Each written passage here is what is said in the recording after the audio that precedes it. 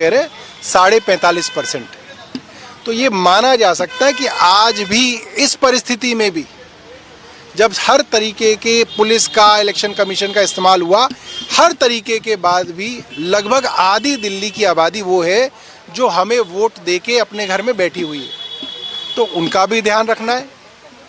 और जो बाकी आबादी है जिन्होंने भारतीय जनता पार्टी को वोट दिया ये सोच के कि 2,500 रुपये मिलेगा, गैस का सिलेंडर मिलेगा, उनका भी ध्यान हम लोगों को रखना है और पार्टी को मजबूत करेंगे। मेरा मानना ये है कि हारने के बाद संगठन निर्माण करना सबसे आसान भी होता है, क्योंकि जीत के समय तो कई लोग आपके साथ आ जाते हैं, मगर जो पार्टी में हार के समय भी साथ रहता है वो खरा सोना होता है ना। 24 कैरेट गोल्ड होता है। तो आपको पीतल और सोने में ज़्यादा फर्क करने में दिक्कत नहीं होती, क्योंकि आज जो पार्टी के साथ खड़ा है और जो पार्टी के साथ संघर्ष करने के लिए लड़ेगा वो खरा सोना है और उनके साथ पार्टी को दोबारा मजबूत किया जाएगा। बतौर अध्यक्ष क्या चुनौती आप देखते हैं? 10 दिन बाद जो है मेयर का चुनाव भी होना है और संख्या बल कम हो गया पहले। देखिए, मैं ये मानता हूँ कि आम आदमी पार्टी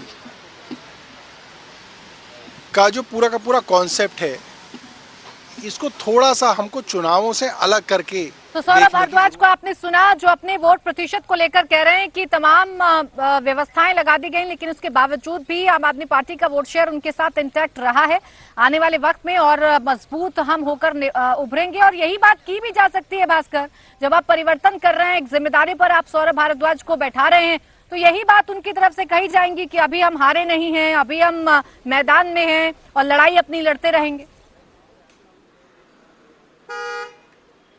और बिल्कुल बात तो यही की जाएगी, लेकिन आम आदमी पार्टी के सामने अब से 10-15 दिन बाद एक परीक्षा की और घड़ी आने वाली है। दिल्ली की सत्ता से आम आदमी पार्टी बाहर हो गई और एमसीडी में अभी सत्ता में है, लेकिन 15 दिन बाद वहां पे भी समीकरण बदलेगा और सौरभ भारद्वाज प्रदेश अध्यक्ष की जिम्मेदारी संभालेंगे और उसके तुरंत बाद एक झटका भी लगने वाला है। तो ऐसे में सीधे सीधे उनके पास या कि आम आदमी पार्टी के पास जो रहता है वो यही कि पिछले विधानसभा चुनाव में जो वोट प्रतिशत है वो एक बड़ी उपलब्धि के तौर पर उनको जनता के बीच में लाना कि 42% वोट अभी भी उनको मिला है और उसी को आधार बना के पार्टी को, संगठन को और मजबूत करना, यही एक रह गया है। और देखिए, इतना तय है कि सौरभ भारद्वाज को ये जिम्मेदारी दी गई है और इसके साथ साथ ये कहा गया है कि जो 42% वोट प्रतिशत उनके साथ रहा है इसको कैसे और इसमें बढ़ाया जाए। दिल्ली में अभी 5 साल का वक्त है, लेकिन सारा फोकस जो है वो अब पंजाब में और गोवा, गुजरात में है कि यहाँ पे किस तरह से सरकार बचाएं।